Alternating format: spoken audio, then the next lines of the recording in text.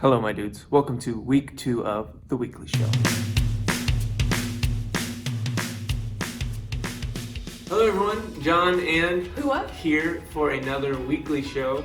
It has been another Earth week. A week in the life of Earth. Yes. Yeah. So we're here back with a whole week's worth of content to discuss.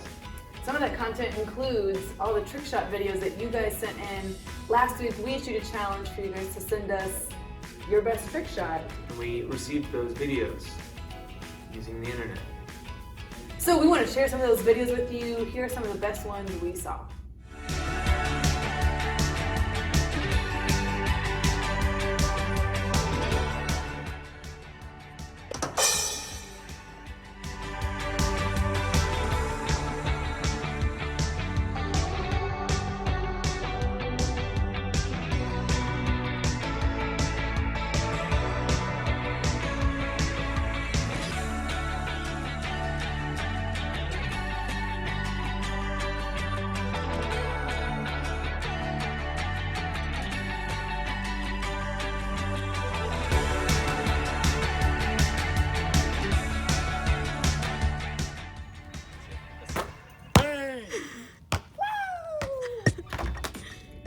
I'm impressed that people thought to go on the roof. I think it's an absolute natural thought for a trick shot is to go on the roof.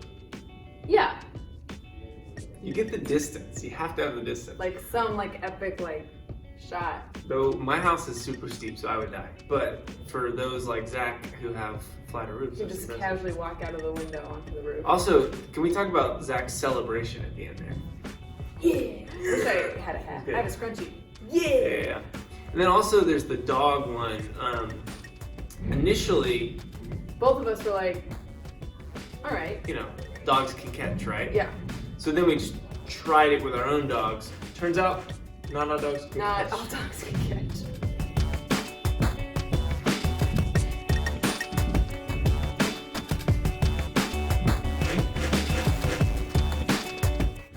So anyways, not all dogs are as smart as yours, Savannah, so congrats. Congratulations on that.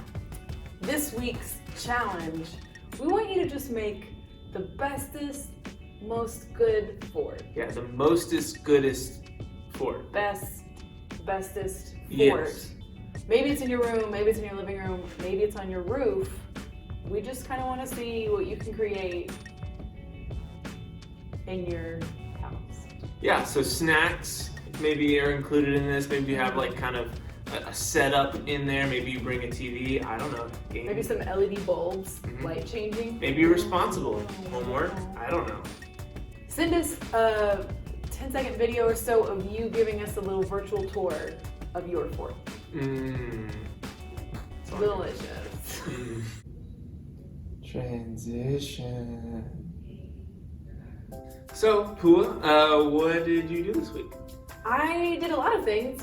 One of them being I curated a playlist of positive vibes music, Mhm. you know?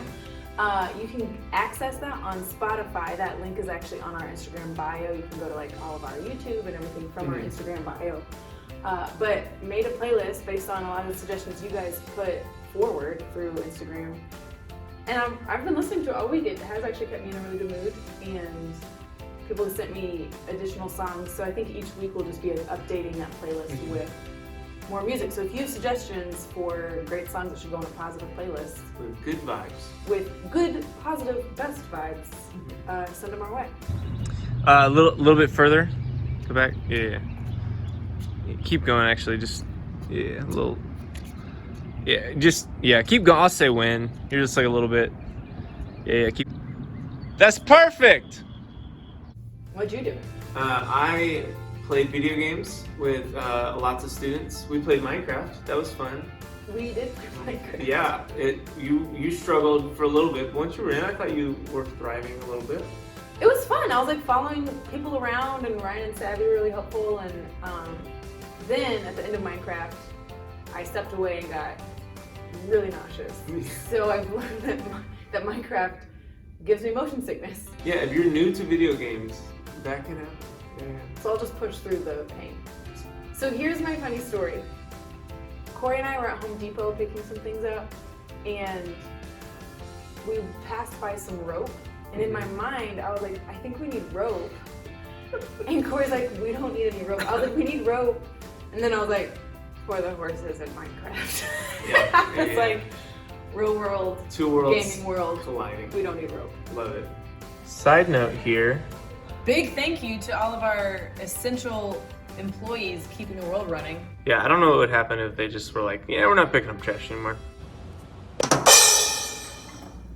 So, although we've had a lot of good things happen this week, we've enjoyed your videos, we've enjoyed talking with you online, there's all sorts of sides to situations like this. There's good sides, there's opportunities, but it's also grief and loss and all those things. I know you were talking about some of just your interactions. Maybe you share. Yeah, I've talked with some students just through texting or messaging mostly, and hearing people be open about and just honest with, it's actually really hard to not be back at school. It's hard to not be around my friends. It's hard to miss things that I've worked, the last few years for, to like be this good or make this team. I think there's like a collective grieving that maybe it's a little bit easier because like everyone's grieving, but it's also something that we're not really used to having to do, like grieve like as a community. Yeah, there's like the whole idea of what do I do when I have an experience that I'm just unfamiliar with.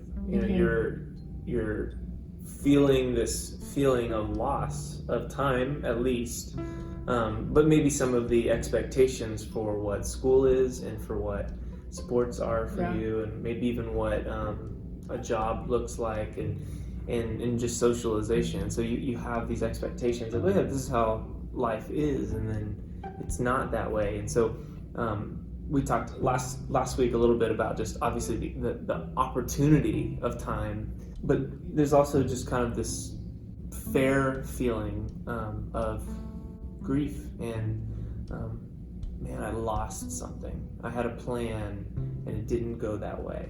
I had a expectation and it wasn't met.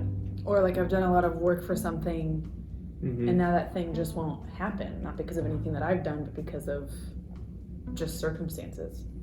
Yeah, so maybe in a minute or so here, how would you deal with, or what are maybe some pointers to dealing with grief and loss and some of those feelings of where am I right now? That confusing feeling. You guys maybe know I'm a journaler, and maybe journaling isn't like the exact way that you want to do this, but I think giving yourself space to feel the grief is important, because if we try to jump straight ahead to ignoring it or just keeping yourself busy or just binging stuff, your body's still feeling the grief and still feeling the loss. And so like maybe you're being able to stuff that down right now, but eventually at some point like it'll come out, or maybe come out as anger. And so I think there's a lot of importance that you can do like in this space of being at home, even though it doesn't feel great to feel sad, like letting yourself have space. And so maybe it's you're writing it down, or maybe you're texting it in your notes, or even like just recording yourself speaking about it. It's important to be like, maybe even make a list of like, I'm sad about this, I'm sad about this, I'm sad about this. And I think for me what's healing in that is I'm able to like name sadnesses or missed expectations or call it whatever you want, and actually like offer that to God of just like, I'm willing for something good to come out of this, but I'm letting you know that I'm sad. So it's like recognizing my heart, mind, and body is sad. There's grief. I'm missing out on something that I've been looking forward to. And then also saying, I get that there's a bigger picture. Okay, God, like, how can this be used for good? Yeah. But you can't go straight to the how can this be used for good. Like, you have to have that moment of... You have to properly... acknowledge what's happened. This idea of just witnessing yourself, witnessing your own grief. And you're doing it maybe through journaling or through writing it down, but being particular and just looking and experiencing, and then giving yourself that okay, that it's okay to feel sad or to feel loss.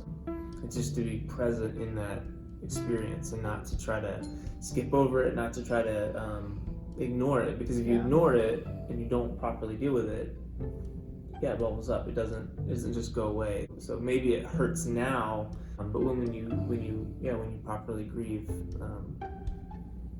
that's the first step. And we're all in some way or another in this place together, where we're all missing something. We've all lost something because of this situation. And so how can we all grieve together, all celebrate together, to be a family in a hard time?